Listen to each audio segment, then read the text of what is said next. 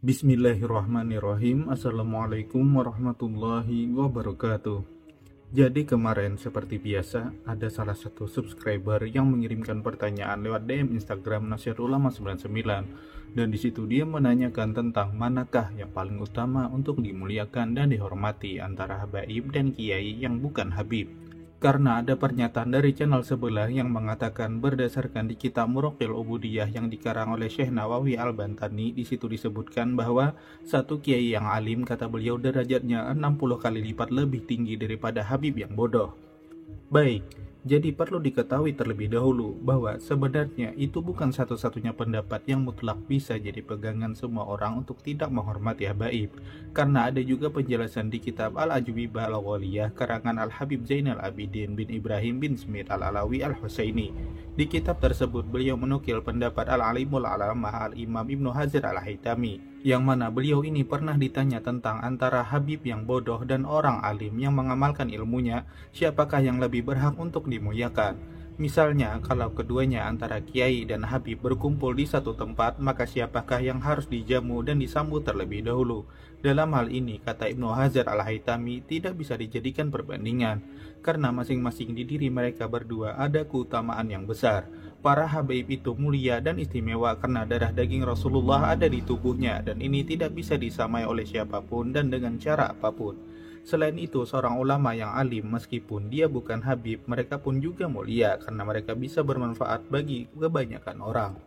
Namun, kata Ibnu Hajar Al-Haytami, di antara habib dan ulama yang mengamalkan ilmunya, siapakah yang paling berhak untuk dihormati terlebih dahulu? Maka jawabannya adalah tetap habaib yang harus didahulukan dan lebih layak untuk dihormati daripada ulama yang bukan habaib. Meskipun habib tersebut bodoh dan tidak berilmu, karena darah yang mengalir di tubuhnya tidak ternilai harganya dan tidak bisa dibanding-bandingkan dengan apapun yang ada di dunia ini. Hal ini sendiri tertulis di kitab Al-Ajwibah Al-Ghaliyah halaman 197-198.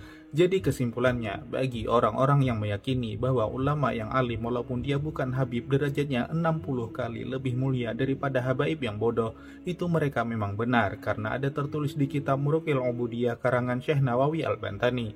Begitu juga dengan kebenaran orang-orang yang meyakini kalau sealim apapun seorang ulama yang bukan habaib, dia tetap derajatnya tidak bisa melebihi seorang habaib, meskipun habib tersebut tidak berilmu atau bodoh, karena kemuliaannya itu bukan berasal dari ilmu yang dia miliki, melainkan dari darah daging Rasulullah yang ada pada dirinya. Contohnya saja, misalnya, ada seorang ulama besar yang begitu alim, tiba-tiba dia mengalami kecelakaan, kepalanya terbentur dan semua ingatannya yang ada di kepalanya hilang total.